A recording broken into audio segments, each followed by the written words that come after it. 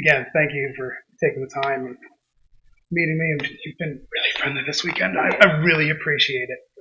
So I've made no secret. I'm here for Card Captors. So Right. of course, I appreciate your work as Kitty Pride. Yeah. So I wanted to ask you a couple things. So we touched on it a little yesterday. So when I said that, like, you recorded the whole series as far as you know, Yes. right? The 70 episodes. Yes. But we in America only got about 40 episodes. So Oh, that's a complete surprise to you. I had no idea, and I wonder where the 30. Have you seen the other 30? Yes. So Okay.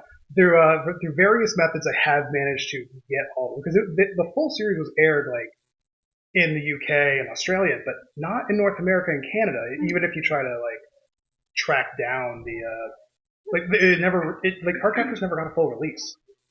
It's been a challenge to get all the series. That's why, like I said, I've never seen the episode where you sing. Once you saw the other 30, did it put any pieces of the puzzle together? Did it No. make more sense at all? Well, so the interesting for like since the show was like aired, very out of order. Like they started on episode 7 for us, Oh. and then it kept going from there. So from there is when I got to the original Japanese version. Yes, that made make a lot more sense because like it in the way we got it, she just like Sakura had a lot of cards that just came out of nowhere. Uh-huh. But whereas in the Japanese version, like you see her capture them all. Mm-hmm. So it was interesting. So I imagine then, to the best of your knowledge, you probably recorded the episodes in order, right? I mean, it was a while ago, but I feel like that would have made more sense for us as actors to start from the beginning and do it all. Yeah, I mean, I do remember doing that show. It was at Ocean Sound, I'm pretty sure. Yeah. And was it a Bandai? Novana, I think, was the producer. Because I've done lots of Bandai and Novana. But I always thought it was really cool because of the tarot cards coming to life. And I'm kind of into witchy stuff for like white magic, if that makes sense to you. Like I love crystals and I love nature and the power of nature. So like seeing those elements, the elementals coming to life, and our characters having to go find them, always found really interesting. Yeah, that's spot on with how the cards work. I've got several decks of them, but as limited as I am with props, so I only brought the Madison doll there. So another question there, like because I tried to see like you were already a fairly experienced actor by that point, so like I couldn't really track your progression through the series. It felt like Carly kind of got more confident, but that's why it's like it felt like the first few episodes she felt more experienced than the later episodes. That's why I wondered if maybe the show was recorded out of order. Okay. It was interesting. Have you gotten in touch with her as an actress? I have tried, but so far, I contacted Chinook, who's now the ownership of or the new name of Oceans and such. They passed my information along, but I haven't heard back so far. Okay. And you know what? It's like when we did the dubbing, like I was saying to someone else at the breakfast, that the dubbing and the prelay, like the difference between X-Men and Card Captors or Dragon Ball Z or Gundam Wing, any of these other Japanese anime that I've done, we would be by ourselves in a like 2 or 4 hour session getting this like many episodes done. So I don't even know if I met Carly. I mean, we might have seen each other like my session was done.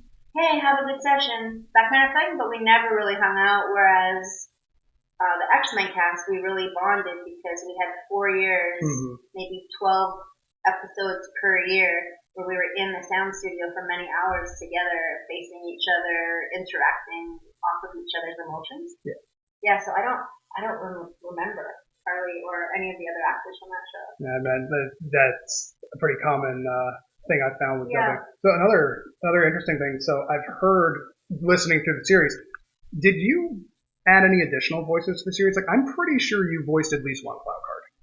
Oh yeah. Yeah, like I know you voiced at least Rain in episode 4, like Right. because that giggle was like that is definitely a Madison giggle, just like either pitched or you changed a little bit. Do you remember any other like additional voices you did? No, but it'd be fun to like watch them together and we could talk about it. Like if we do a Zoom Oh, I can absolutely and throw we should watch them and then we cut can together. comment on it together. But that's the cool thing about voice work is that I would get hired as one of the main characters, and then it was easier for the casting directors to just be like, okay, so you're gonna do, say for example, Madison today, but you're also gonna do the rain and the neighbor and the old lady or something like that. So every episode, I would think there'd be a few that we would all like double up on. Okay, so whoever the main cast was did all the other voices too. Okay, yeah, because I know Sam Vincent, like I could catch him out of the crowd pretty easily. Yes. Tony Sampson, Matt Hill's got a very distinct voice. So yeah, I see Matt around in my neighborhood. He just is running, and we're like, hey Matt, hey Maggie. I figure a few of you have got to live down the road from each other. Yeah, a lot of us live in Kitsilano in Vancouver, which is where Ocean Studios is. That's great. Like, I'm actually going to hopefully get to see Matt in a couple of months. So. Have you ever met him before? No, though I think I missed my opportunity a few years ago. Like you, Carly, and Matt, I think were at a convention in like 2015 or something. I don't think it was me. I've only been to 2 others in my life, and they were both in England. Oh, well, then it must have been someone else. But it was Carly and Matt were definitely at something. But so I missed my chance to meet Carly at that time. But she's kind of my white whale now. That, like you were there, now it's her. She's been the most difficult to nail down. Yeah. So, was there any like Madison's portrayal is very different from her Japanese version, but in Japanese she's very regal and she speaks like a princess. You have like the Valley Girl attitude. Was that like your choice as it, or did the producers say, I want Madison to sound like this?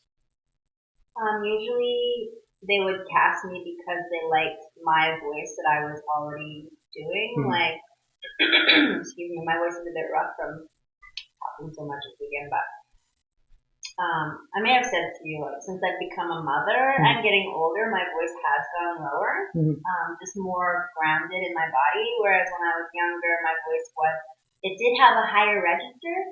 So the Madison voice, you would probably recognize more if I talk higher. I do. You pulled it out yesterday at the pep rally, and I was very impressed. Okay. I had no doubt that you could probably still do it, but yes, it is different from your current normal speaking. It's lower now, right? And then when I played the kitty, when I did the pep rally, you heard Kitty's voice? Yes, but they're very similar voices. Like you, like that Kitty, Holly from Monster Rancher. I imagine I haven't watched Arjuna yet. I looked it up, but I imagine it's fairly similar. But you do some other voices. Like I've seen a big reel of your stuff on YouTube. So I had seen that. Yeah. Some fan, I don't know who did it, but created there's like 12 or something different cuts of different shows I've done. It was a pleasure for me to see too. I was like, oh yeah, I did that. That was how I found out you were in Friendship is Magic. It was not a voice I recognized. Oh right, yeah, Strawberry Sunrise Sunset. That sounds familiar. I also, it's funny. I grew up with the Dragon Ball Z Oceans dub. Yet I'd never put that together that you were Bulma. Yeah, I did that one. It completely escaped me. Yeah, and that was like hundreds of episodes. Yeah, I did a lot. Which is how surprised I am that how did I not know this one? And that was, they hired me because they liked that bubbly, giggly, I guess Valley Girl voice. Like being from Vancouver, we were influenced by LA. LA actors, and we would get American work because Canadians would work for cheaper, right? So a lot of those opportunities came up to us because they were LA productions, but Canadian talent to be just cheaper production for them. Yeah, I noticed that. Very common. So luckily for us, being in Vancouver, we got a lot of work. But they didn't ask me to do a specific voice. They just cast me for the voice that I already was kind of well known for because of the way I already am. And then as an actor, just depending on moment to moment, you change, softer or sad or angry, but it's the core voice that you already have, mostly. Yeah. Quick fun question. Yeah. So there's also a supercut that I want to make of the different ways that people say Sakura's name. So like, you were a Sakura person. Did you get any kind of coaching on like how to, because she's like the one Japanese name that they left. Sakura. But you didn't go with that for it. I think they told us how to say those names because, you know, not being Japanese, they wouldn't really know for sure what the emphasis on which part, if it was the Sakura or the Sakura. Yeah. Thanks for listening. That was the first of 2 interviews that I got to do with Maggie O'Hara. Thank you very much, Maggie, for sitting down to do this little conversation with me. I look forward to putting out the second of these 2 interviews in the near future. In the meantime, here's a channel list. Feel free to click on any of the podcast episodes that are up here on the channel. I'm Collector Yamato, and I'll see you next time.